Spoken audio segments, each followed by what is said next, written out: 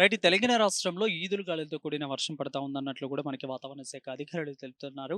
So, ఒకసారి మనం చూసుకున్నట్లయితే ఉత్తర తెలంగాణ, దక్షిణ తెలంగాణ మొత్తం మీద రాష్ట్ర వ్యాప్తంగా అన్ని జిల్లాల్లోనూ 33 జిల్లాల్లో కూడా ఈ యొక్క వర్షం మొత్తం మీద ఈదురు గాలులతో కూడిన వర్షం పడుతుంది. ఇది గంటకు 30-40 కిలోమీటర్ల వేగంతో కూడా ఈ యొక్క గాలులు వీస్తున్నాయంట్లు కూడా మనకు తెలుస్తుంది. అయితే ఒక రకంగా చూసుకున్నట్లయితే ఎల్‌నినో ప్రభావంతో భారతదేశం మొత్తం మీద కూడా వర్షాలు పడవు.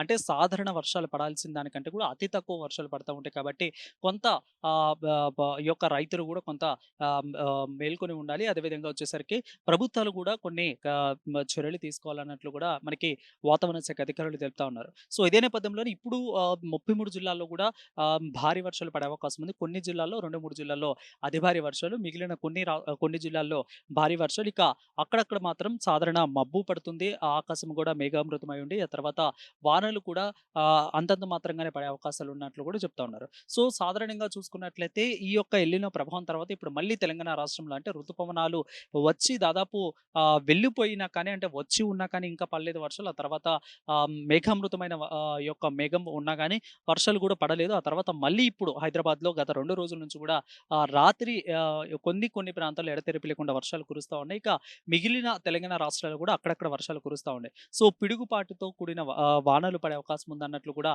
ఇక్కడ వాతావరణ శాఖ అధికారులు మనకు చెప్తా ఉన్నారు. సో, అదే విధంగా వచ్చేసరికి పంట పొలాల దగ్గరికి వెళ్ళే రైతులు గూడా కొంచెం జాగ్రత్తగా ఉండాలి. అక్కడక్కడ పిడుగుపాట్లు పడే అవకాశాలున్నాయి కాబట్టి కొంచెం జాగ్రత్తగా ఉండాలి. మేడ్చల్, రంగారెడ్డి అదేవిధంగా ఆసిఫాబాద్ జిల్లా, అదేవిధంగా వరంగల్, ములుగు జిల్లాలు ప్రాంతాలు కూడా అన్నీ గూడా కొంత ఈ యొక్క రైతులు గూడా కొంత సేఫ్‌గా ఉండాలన్నట్లు గూడా చెప్తున్నారు. సో, మొత్తం మీద చూసుకున్నట్లయితే వర్షాలు విపరీతంగా పడకపోయినప్పటికీ గూడా ఈ యొక్క ఉత్తర ఆంధ్ర దగ్గర ఈ యొక్క ఉపరితల ఆవర్తనం ఏర్పడటంతో ఈ రకంగా కొంతమేర అయినా గాని వర్షాలు ఉపశాంతి కోసమైనా గాని పడే అవకాశాలు ఉన్నట్లు కూడా తెలుస్తోంది. సో, ఇదే నేపథ్యంలో కొంతమంది భూపాలపల్లి జిల్లా లాంటి ప్రాంతాలలో చూసుకున్నట్లయితే కొన్ని అతి పురాతనంగా ఏర్పడిన ఆలయాల దగ్గర బండ పాయసాలు కూడా ఏర్పాటు చేసి, ఆ పాయసాన్ని బండ మీదే నాలుకతో నాకి అక్కడ వర్షాలు పడాలన్నట్లు కూడా కొంతమంది ప్రార్థనలు కూడా చేస్తా ఉన్నారు. కొంతమంది పూజలు కూడా చేస్తూ ఉన్నారు.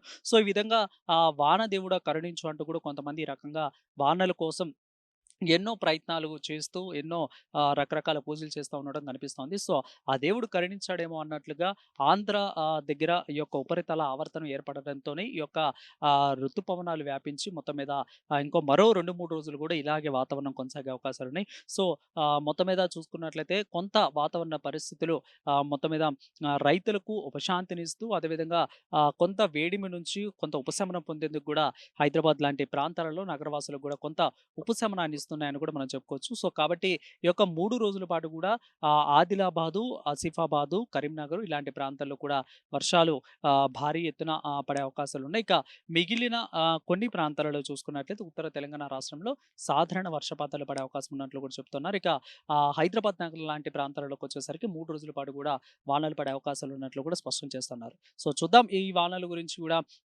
రైతులు కూడా మంచి సేఫెస్ట్ ప్లేస్‌లకెళ్ళాలి. సో, అదేవిధంగా ఎటువంటి పిడుగుపాటుకు లోనవ్వకుండా ఉండాలంటూ గూడా వాతావరణ కేంద్రం వాళ్ళు చెప్తున్న పరిస్థితి కనిపిస్తుంది. కెమెరామెన్ సన్నీతో ఆంధ్రప్రభ నుంచి వరుణ్, హైదరాబాద్.